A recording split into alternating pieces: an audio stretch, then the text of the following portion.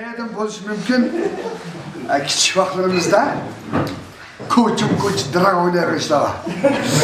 Ona akşam tapancım yazayım çok. Benim kolumda özel bir düşlak var. 10-20 herbiyle bak. A koçu dinleyenin 10-20 herbisi var. Koçlar da aytaklarından sokuş drag oynar. Ben olanın padişah ettim de. Bizim ellerde töpü yok öyle var. Tam kalan. Tam dönüşken keseklerde ben hesap yerinde orundum. O padişahlık orun ne o? Oturup gitmeye kollarım topaydı. Yere kadar bir şimdi oturmadan. Ne?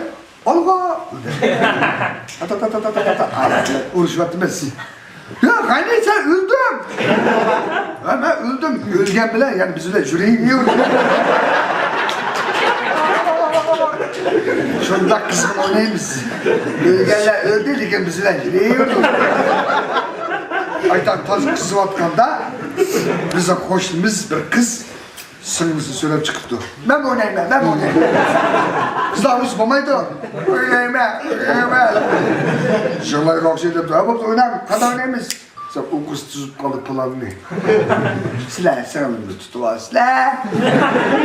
Kömür adam kuzu belli dedi. Ha doktor dedim. Ondan sonra tutuyor la. Ne kızı kötülük yaptım. Ekmekli ağzım benim bir konu paytoluna. Çık koyduk. Lara vakti hadis geldi cumu. Senle.